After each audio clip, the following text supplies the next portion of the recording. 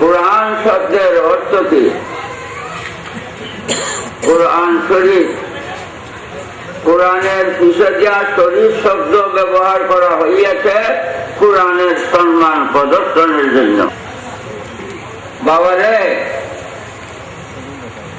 ওয়াজ শুনলে উপকার হবে না,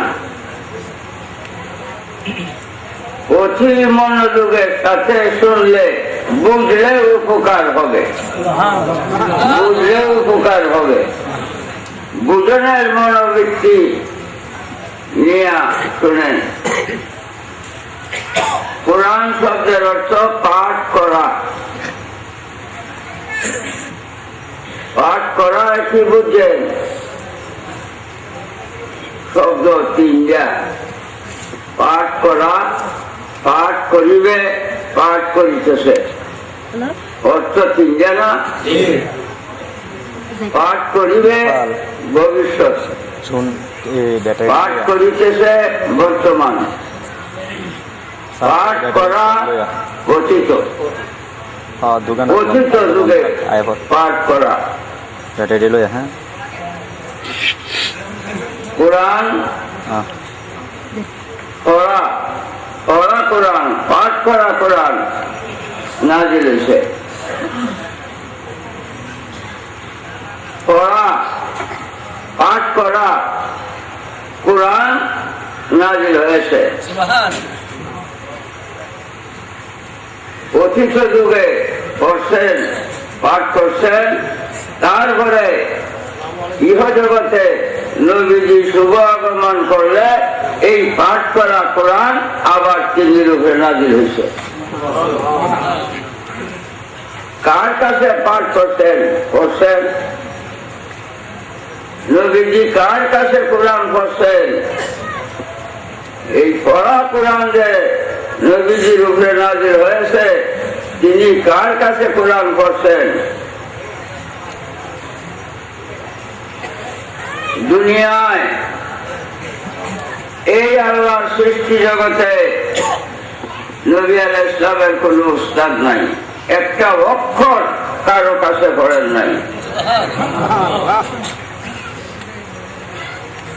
একটা অক্ষর কারো কাছে পড়েন নাই। যদি পড়তেন তাহলে যিনি পড়াইতো উনি উস্তাদ, নবীজি হচ্ছেন ছাত্র।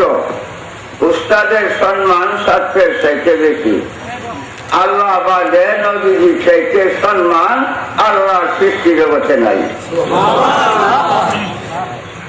আল্লাহ বাদে আল্লাহর সৃষ্টি জগতে নবীজির চাইতে সম্মান আর কারো নাই। কোন ফেরেশতার কাছে তিনি কোরআন পড়েন নাই, দুনিয়ার কোন মানুষের কাছে কোরআন পড়েন নাই।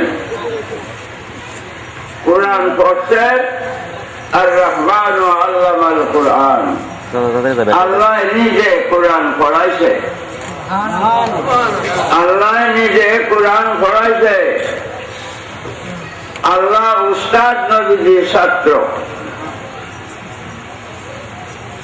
আল্লাহ নিজে কোরআন পড়াইছে নবী সাল্লাল্লাহু আলাইহি ওয়াসাল্লামকে।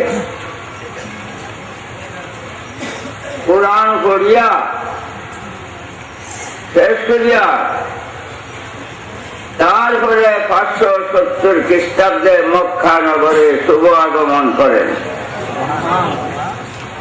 53 বছর বয়সে তিনি মেরাজে যান। মেরাজ থেকে আসার পরে ওই পাঠ করা কোরআন যখন যা প্রয়োজন তিনি রূপে নাজিল হয়েছে। কোরআন শব্দের অর্থ পাঠ করা। আল্লাহর কাছে তিনি কোরআন পড়ছেন। বাবা,